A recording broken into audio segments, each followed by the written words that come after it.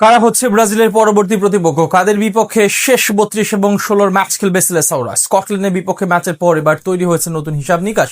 সামনে বড় চ্যালেঞ্জ অপেক্ষা করছে ভিনিসিয়াস জুনিয়রদের জন্য। সব মিলিয়ে ব্রাজিলের নকআউট পর্বের পরবর্তী দুই প্রতিপক্ষ হতে যাচ্ছে কারা, তাদের শক্তিমত্তা এবং দুর্বলতা নিয়ে বাকিটা জানবো রিপোর্ট।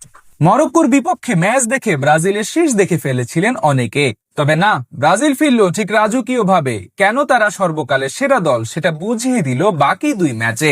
এক ভিনিসিয়াস জুনিয়রের নৈপুণ্যে এখন গ্রুপ চ্যাম্পিয়ন হয়ে পরের রাউন্ডে উত্তীর্ণ হলো 5 বারের বিশ্ব চ্যাম্পিয়নরা। তবে এখন প্রশ্ন হলো, নকআউট পর্বে কারা হতে চলেছে ব্রাজিলের পরবর্তী প্রতিপক্ষ? কাদের বিপক্ষে রাউন্ড অফ 32 এবং রাউন্ড অফ 16 এর ম্যাচ খেলবে সিলেসাওরা? কেমন হবে তাদের প্রতিপক্ষ?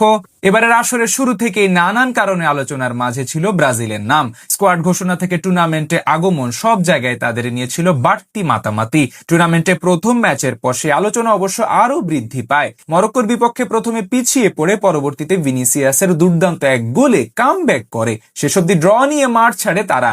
এরপর দ্বিতীয় ম্যাচে হাইতিকে দেয় মোট 3 গোল। সবশেষ আজ স্কটল্যান্ডের বিপক্ষে জিতে অপরাজেয় থেকে গ্রুপ চ্যাম্পিয়ন হলো ব্রাজিল। এখন তাদের পরের মিশন শেষ 48 দলের নতুন ফরম্যাটে আয়োজিত এবারের বিশ্বকাপে নকআউট পর্বের জটিল সমীকরণ তৈরি করেছে একাধিক সম্ভাবনা। চলমান আসরে গ্রুপ সি তে আছে ব্রাজিল, তাই তাদের তাকিয়ে থাকতে হবে এফ এর দিকে। সেখানে খেলছে নেদারল্যান্ডস, জাপান, সুইডেন এবং তিউনিসিয়া। যেহেতু সি গ্রুপ থেকে 7 পয়েন্ট নিয়ে চ্যাম্পিয়ন হয়েছে সিলেসাওরা, তাই তাদের পরের প্রতিপক্ষ হবে এফ গ্রুপের রানার্স আপ দল। সেখানে আপাতত 2 নম্বরে আছে 2 ম্যাচে 1 জয় ও 1 ড্র করা জাপান। অন্যদিকে 1 নম্বরে আছে সমান পয়েন্টে গোল ব্যবধানে এগিয়ে থাকা ইউরোপের দেশ নেদারল্যান্ডস। ডাচদের পরের ম্যাচ তিউনিসিয়ার বিপক্ষে, অন্যদিকে জাপান খেলবে সুইডেনের বিপক্ষে।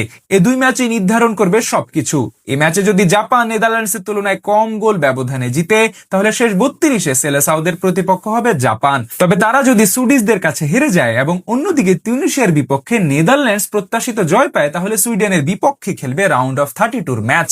এছাড়া নেদারল্যান্ডস এবং তিউনিসিয়ার ম্যাচ ড্র হলে এবং জাপান জিতে গেলে তখন ব্রাজিলকে সামলাতে হবে শক্তিশালী ডাচদের। আর যদি উভয় ম্যাচ ড্র হয়, তখন জাপানের বিপক্ষেই খেলতে হবে নেইমারদের।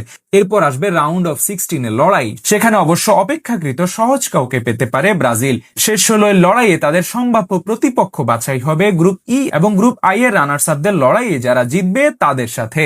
সেখানে আপাতত আইবেরি কোস্ট এবং নরওয়ের উঠার পসিবিলিটি সবচেয়ে বেশি। সেখান থেকে যারা জিতবে তারাই হবে ব্রাজিলের শেষ 16 এর প্রতিপক্ষ।